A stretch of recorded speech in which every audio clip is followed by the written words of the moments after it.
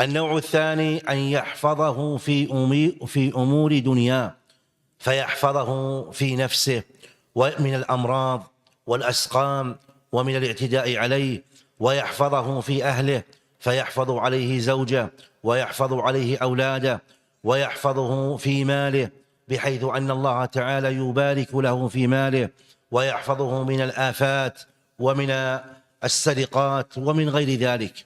كل هذا من حفظ الله تعالى للعبد إذا حفظ الله، أي قام بحفظ حقوقه ومراعاة حدوده. وهل جزاء الإحسان إلا الإحسان؟